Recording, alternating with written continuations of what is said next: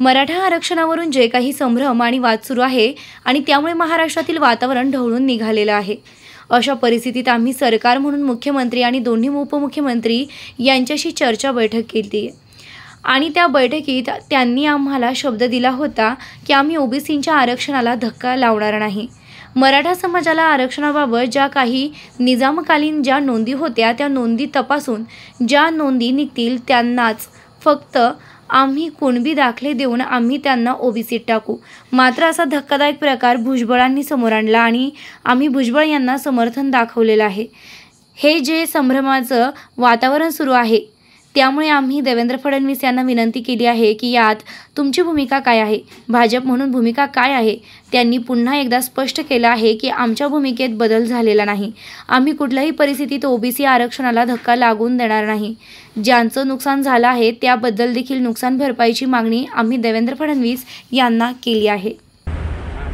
कसं आहे का या मराठा आरक्षणावरून जे काही संभ्रम आणि वाद सुरू आहे आणि एकंदर महाराष्ट्रातलं वातावरण सगळं ढवळून निघालेलं आहे। अशा परिस्थितीमध्ये आम्ही सरकार म्हणून मुख्यमंत्री आणि त्यांचे दोन्ही उपमुख्यमंत्री यांच्याशी बैठक केली। त्या बैठकीमध्ये त्यांनी आम्हाला शब्द दिला होता की आम्ही कुठल्याही परिस्थितीमध्ये आम्ही ओबीसीच्या आरक्षणाला आम्ही धक्का लावणार नाही आणि मराठा समाजाच्या आरक्षणाविषयी ज्या काही निजामकालीन ज्या नोंदी होत्या त्या नोंदी तपासून त्या ज्यांच्या नोंदी निघतील त्यांनाच फक्त आम्ही कुणबी दाखले देऊन त्यांना आम्ही ओबीसीमध्ये घालू। काय 3-1 हजार सुरुवातला होते, त्यानंतर 10,000 11,000 झाले आणि आम्ही त्याला हरकत घेतली नव्हती। परंतु आत्ता असा धक्कादायक प्रकार काल भुजबळ साहेबांनी समोर आणला की आता संपूर्ण महाराष्ट्रामधल्या नोंदी ज्या आहेत त्या काढून संपूर्ण सरसकट महाराष्ट्रातील मराठा समाजाला कुणबी दाखले देऊन ओबीसीमध्ये घालण्याचा जो प्रकार जो उघडकीस आलेला आहे त्याला भुजबळ साहेबांनी ऑब्जेक्शन घेतलेलं आहे आणि आम्ही त्या भुजबळ साहेबांच्या भूमिकेचे आम्ही समर्थन दाखवलेलं आहे। आणि त्याच विषयामध्ये आज आम्ही देवेंद्र फडणवीस साहेब या ठिकाणी आहेत, त्यांचे उपमुख्यमंत्री, त्यांनी आम्हाला शब्द दिला होता की आम्ही कुठल्या गोष्टीत आम्ही ओबीसीना धक्का न लावता किंवा वाटते की होऊ देणार नाही।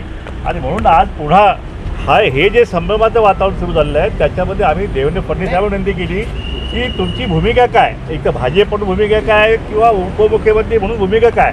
तर त्यांनी पुन्हा एकदा स्पष्ट केलं आहे की आमची भूमिका अतिशय स्पष्ट आहे। आमच्या भूमिकेत मुळीच बदल झालेला नाही की आम्ही कुठल्याही परिस्थितीमध्ये ओबीसी आरक्षणाला आम्ही धक्का लावू देणार नाही असं पुन्हा एकदा त्यांनी आम्हाला आश्वासित केलेलं आहे। या ठिकाणी या दंगलीमध्ये जे काय ओबीसी नेत्यांच्यावरती हल्ले झाले, त्यांची घरं जाळली, त्यांची दुकानं जाळली, त्यांची हॉटेल जाळली, त्यांच्या नुकसान भरपाईचा सुद्धा प्रश्न आम्ही जो आहे तो आम्ही त्यांच्यावर जाणून दिला। तर त्यांना आम्ही मागणी केलेली आहे की बा त्यांनाही नुकसान भरपाई जे आहे ते तुम्हाला द्यावीच लागेल। आणि अशा प्रकारे जे काय ओबीसी नेते आहेत त्यांना टार्गेट केलं जात आहे, त्या सगळ्यांना धमक्या येत आहेत आणि त्यांना संरक्षण देण्याची मागणी आपण यापूर्वी केली होती। जवळपास 8-10 दिवस झाले अजून एकाही ओबीसी नेत्याला संरक्षण दिलेलं नाही। त्याने आज आम्ही पुन्हा त्यांना आठवण करून दिली। त्यांनी सांगितलं आम्ही डीजीला आम्ही सांगून आम्ही सगळ्या नेत्यांना जे आहेत आम्ही संरक्षण आम्ही देऊ अशा प्रकारचं आश्वासन त्यांनी आम्हाला दिलेलं आहे। आणि आता उद्या मुख्यमंत्री येत आहेत, आम्ही आज DCMला आम्ही यांना भेटलो, अजितदादांची तब्येत ठीक नाही म्हणून त्यांना आम्हाला भेटता येत नाही आहे, पण उद्या मुख्यमंत्री महोदय या ठिकाणी येणार आहेत। आज काश्मीरला गेले आहेत, उद्या त्यांना आम्ही भेटून सगळे ओबीसी नेते त्यांनाही आम्ही विचारू की बाबा तुमच्या भूमिकेत काय बदल झाला आहे का। कारण हे सरसकटचे कुणबी दाखले देण्याचा जो विषय चालू आहे हा कुठल्याही ओबीसीला मान्य नाही। त्या ओबीसीच्या 4.25% गरीब जमातीवरती अन्याय करणारा होणार आहे। त्यांना 50% वरचं आरक्षण देण्यासाठी आजही आमची ना नाही। गरीब मराठा समाज न्याय मिळत असेल तर EWS वाढवण्यासाठी सुद्धा आमचं काही मत नाही आहे, परंतु सरसकट मराठा समाजाला ओबीसीमध्ये दाखले देण्यासाठी आमचा विरोध आहे। आता दिवाळीनंतर पुन्हा एकदा या ठिकाणी आम्ही आंदोलनाची आम्ही भूमिका घेत आहोत। आमचे 2 मोठे महामेळावे या ठिकाणी आम्ही जाहीर केलेले आहेत। एक तर 17 तारखेला अंबडचा मेळावा आणि 26 तारखेला हिंगोलीचा महामेळावा, असे 2 मेळावे आम्ही मराठवाड्यात आम्ही घेत आहोत। नंतरचे मेळावे आम्ही पश्चिम महाराष्ट्र असेल, विदर्भ असेल, प्रत्येक जिल्ह्यामध्ये आणि विभागीय आम्ही मेळावे घेऊन लाखोंचे जनसमुदाय जो आहे तो आम्ही सुद्धा हे करू। जातीने जनगणनेचा मुद्दा आहे त्याच्यावर सुद्धा आम्ही आता देवेंद्र फडणवीस साहेबांशी चर्चा केली आहे। त्यांनी पुन्हा आम्हाला आश्वासित केलं की आम्ही जातनिहाय जनगणना जी आहे ते सुद्धा आम्ही करण्याविषयी आमचा विचार सुरू आहे। फक्त प्रक्रिया जी आहे कुठल्या अतिशय पारदर्शक दिशेने झाली पाहिजे याविषयी प्रक्रिया ठरवण्याचं काम आमचं सुरू आहे। आणि त्यामुळं त्यांनी स्पष्ट केले की आम्ही जातीनिहाय जनगणनेच्या विरोधात नाही, आम्ही नक्कीच ते करून घेणार आहे। अशा प्रकारे आमच्या 2-3 महत्त्वाच्या मागण्या ज्या आहेत त्याविषयी त्यांनी सकारात्मक आम्हाला आज रिस्पॉन्स दिलेला आहे। हे बघा असं आहे की एखाद्या आता मराठा समाज जो आहे तो मागासवर्गीय नाही असा निर्वाळा अनेक आयोगाने दिलेला आहे, सुप्रीम कोर्टाने सुद्धा दिलेला आहे. आणि असं असताना मागास असलेल्या कुणबीमध्ये दाखले घ्यायचे आणि सर्टिफिकेट द्यायचं त्यात घुसायचं आणि त्या आरक्षणावरती हल्लाबोल करायचा, हे घटनात्मक हा मार्ग नाही आहे. किंवा शिंदे समिती जी आहे, शिंदे समितीला कुणी अधिकार दिले की तुम्ही मागासवर्गीय डिक्लेअर करा म्हणून? असं होऊ शकत नाही. त्यामुळं शिंदे समितीची ही जी प्रक्रिया जी आहे पूर्वी दाखले देण्याची आणि मागासवर्गीय करण्याची प्रक्रिया जी आहे तिला आम्ही घटनात्मकदृष्ट्या आम्ही आव्हान देणार आहोत. आम्ही न्यायालयामध्ये सुद्धा हा सगळा विषय जो आहे हा आम्ही चॅलेंज करणार आहोत. असं कुठलंही समिती नेमून कुणालाही मागासवर्गीय ठरवता येत नाही किंवा अशा प्रकारचे दाखले देता येत नाही. जात पडताळणी इथं मागासवर्गीय आयोग आहे, जात पडताळणी समिती आहे. एखादा समजा असेल एखादा मागासवर्गीय तर त्याने सर्टिफिकेट दाखले काढून ते सादर केले गेले पाहिजेत. त्याची तपासणी होते रीतसर, त्याच्यावर सुनावणी होते आणि सगळे पुरावे द्यावे लागतात.